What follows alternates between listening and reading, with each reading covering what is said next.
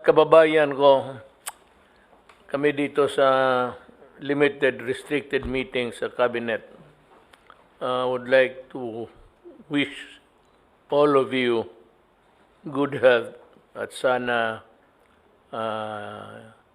hindi man masyadong maligaya, kundi maligaya lang.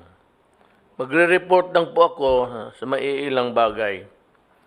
Yung Red Cross kasi hindi nabayaran doon sa testing sa COVID. So ang problema nito, Red Cross is threatening to, I do not know. But I do not think Senator Gordon would have in his mind to stop. They would continue. But what I'm really trying to say is we will pay. Sabihin ko kay Senator Gordon, because he heads the Red Cross, na babayaran ko to. Money has always been a problem everywhere, lalo na mga gobyerno. So dumaan tayo ng malaking gastos at we are trying to make both ends meet. Ika nga kung parang plastiko talagang binabanat natin ang husto kung yung resources natin. Dito sa Marawi, may nag-complain. You know, Marawi is not that easy. We started it and we are at it already because the clearing of explosives ang matagal. Then you have to contend with titles. Yung mga titles ninyo dyan, dubli-dubli. So, there's no title that is really very clean. As a matter of fact, the land itself belongs to the military, the whole of it. Jambanda, ang tawag niyan, Kampa.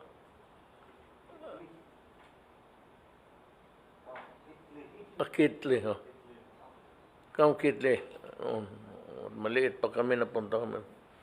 Bata pa kami. Kamkitli. So, wave na ng gobyerno niyan, there is the individual titles na nag-overlap and so many things that to solve locally. And the problem is about Marawi community itself, hindi sa gobyerno. Ngayon ang sa gobyerno sabi mo ninyo ang pera nandyan. Nasa magastos na spending billions. The money is there, do not worry. And we will continue to spend until such time that Marawi is rebuilt to its former glory. It might take, it's not easy to do that. But it might take some time before we can really reach the ideal place that you'd call home. In the meantime, itong mga tao na nagrereklamo, sabi, there is no liberation of Marawi yet. Look, government liberated Marawi, not from the people of Marawi. We do not do that and we never did it. We liberated Marawi against the terrorists, Maote, pati yung ISIS. Yun ang nangyari dyan. There's no such... You're using the word liberation. We never said that it is occupied by anybody except by the government and the peace-loving Filipinos. Of course, it is not freed by the activities of the terrorists. But if you're talking about liberation, tapos na yan at the expense of blood of both sides. Pero sa akin, mas masakit kasi I'm the commander-in-chief. Marami akong sundalong namatay. We are doing our best. We did not ask for this fight. We had to destroy because it was the only way to put down the enemy. But they were also taking cover in buildings. Kaya ganon ang nangyari. Dito sa, I'd like to report to you that according to the DBP, DDP, Dangerous Drugs Board, there are about 167 million or 2 out of 100 people, Filipinos aged 10 to 69 are current users of drugs. In the past, yung panahon nila de la Rosa, umabot yan ng almost 4 million. And how much has been reduced in the use of shabu, I really do not know until now. But we are still in the thick of the fight against shabu. Ito lang ang masabi ko. Nag-warning talaga ako sa inyo. Lalo na yung mga dealer. Huwag na yung user na mahirap. Hindi yan pinapatay. Wala kang makuha. Naghihintay lang yan kung mayroong supply o wala. But in the meantime, they are indolent. They do not want to work, laggards, because their minds are destroyed by drugs. Kaya ako, I grieve for the Filipinos na tinamaan ng droga. Talagang masakit sa akin because a waste of life. In the end, it will destroy the nation if it is allowed to go on, and if no decisive action is taken against them, it will endanger the security of the state. Yung sa corruption, lahat ng bidding must be published. I would like to remind everybody, every department of this. Governments will pay. Magbayad ang gobyerno, mag-publish tayo ng mga, lalo na the big tickets, yung mga bilyon-bilyong na mga proyekto. I-publish natin magkano o ilang bilyon ba yan o milyon. Then pagkatapos ang mga bidders.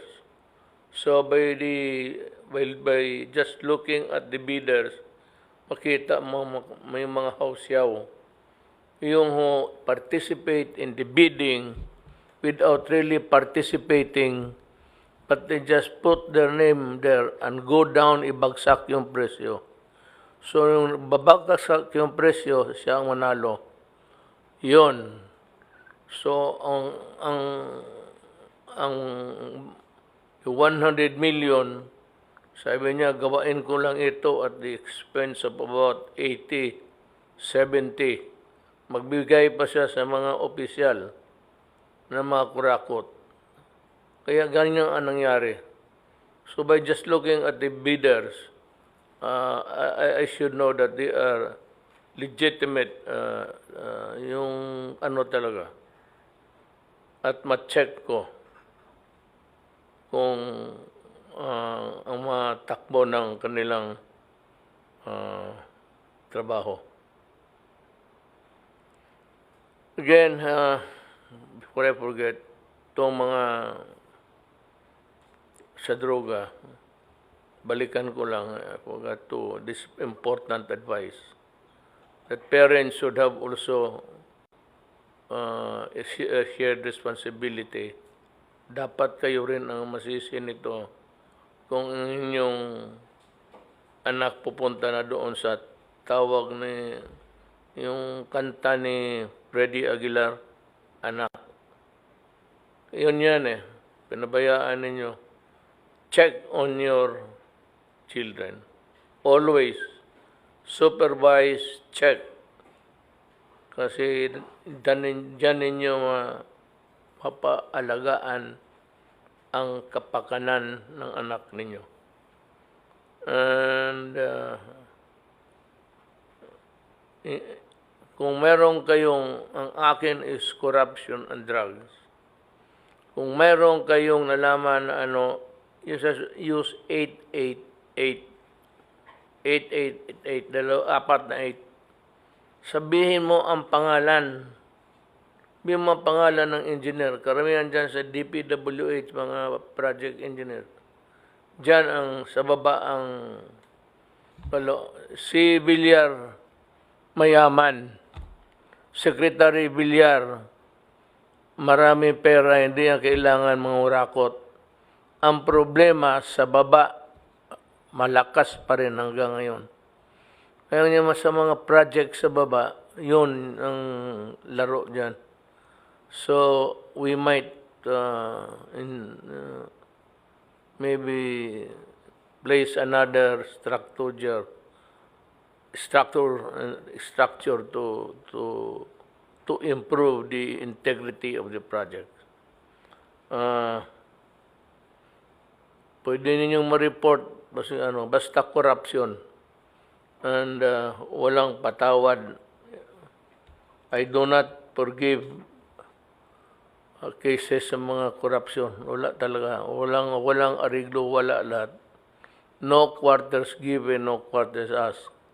Kagaya rin sa droga. Walang pabor-pabor dito. No question that I am really mad.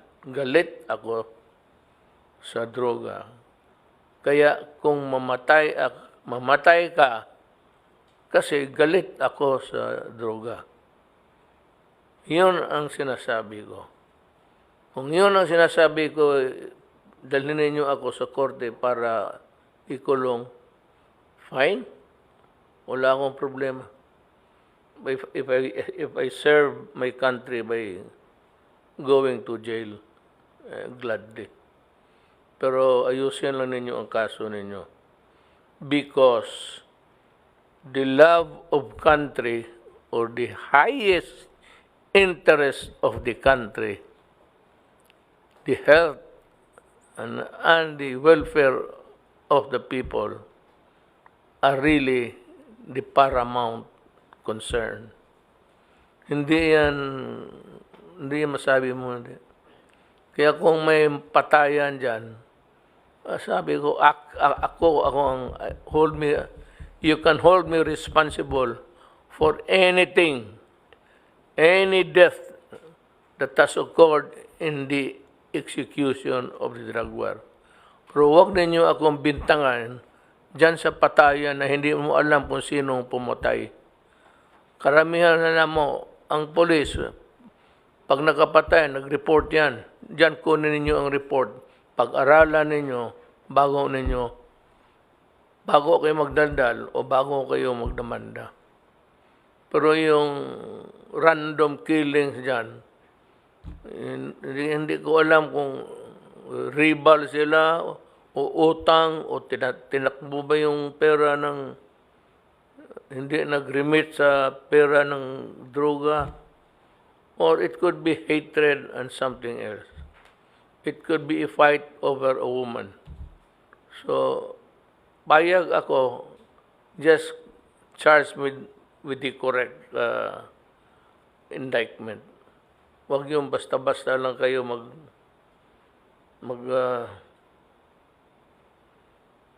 sabi na punta kayo ng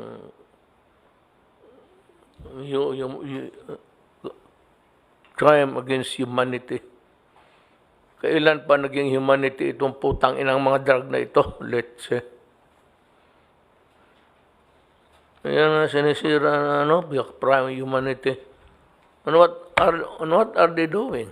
Are they not killing humanity also? At 1.6 destroyed, 1.6 destroyed lives. Who's going to answer for it? Kayo? Do you have a program?